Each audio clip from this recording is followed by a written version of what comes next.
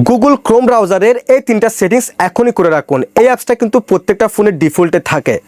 এই Google Chrome ব্রাউজারের জন্য আপনার পার্সোনাল ইনফরমেশন নিয়ে আপনি যে কোনো সময় মহাবিপদে পড়তে পারেন। তাই ভিডিওটি সম্পূর্ণ দেখে এখনই এই তিনটা সেটিংস করে রাখুন। অবশ্যই পেজটিকে ফলো করে রাখবেন, ভিডিওটি শেয়ার করে দিয়ে অন্যকে দেখার সুযোগ করে দিবেন। এজন্য আপনি আপনার ক্রোম ব্রাউজার অ্যাপসটাকে ওপেন করে দিবেন। এরপর এখান থেকে থ্রি ডট মেনু এই অপশনে ক্লিক করবেন, দেন এখান থেকে সেটিংসের এই অপশনে ক্লিক করবেন।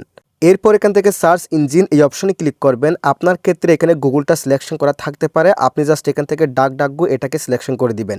সেক্ষেত্রে আপনি গুগলে কি সার্চ করেন সেগুলো আর সেভ হয়ে থাকবে না, সেগুলোর সাথে সাথে সার্চ হিস্টোরিগুলো ডিলিট হয়ে যাবে। দেন ব্যাকে ক্লিক করবেন। এরপর এখান থেকে প্রাইভেসি অ্যান্ড সিকিউরিটি এই অপশনে ক্লিক করবেন।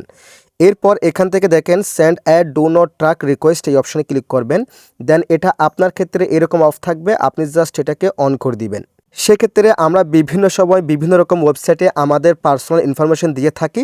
সেই ক্ষেত্রে যে কোনো সময় ওই ওয়েবসাইটের মালিক আমাদের পার্সোনাল ইনফরমেশন লিক করতে পারে কিংবা হ্যাক করতে পারে। সেই ক্ষেত্রে আপনি যদি এটাকে অন করে দেন, সেই ক্ষেত্রে ওই ব্যক্তি কিন্তু আমাদের পার্সোনাল ইনফরমেশন আর লিক করতে পারবে না। দেন ব্যাকে ক্লিক করবেন। এরপর এখান থেকে স্ক্রল করবেন, স্ক্রল করার পর এখান থেকে সেভ ব্রাউজিং এই অপশনে ক্লিক করবেন। আপনার ক্ষেত্রে স্ট্যান্ডার্ড প্রোটেকশন এটা সিলেকশন করা থাকতে পারে, আপনি জাস্ট এখান থেকে এনহ্যান্সড প্রোটেকশন এটাকে সিলেকশন করে দিবেন। সেক্ষেত্রে বিভিন্ন রকম সাইট থেকে বিভিন্ন রকম এক্সটেনশন থেকে আপনার ফোনটি নিরাপত্তা পাবে।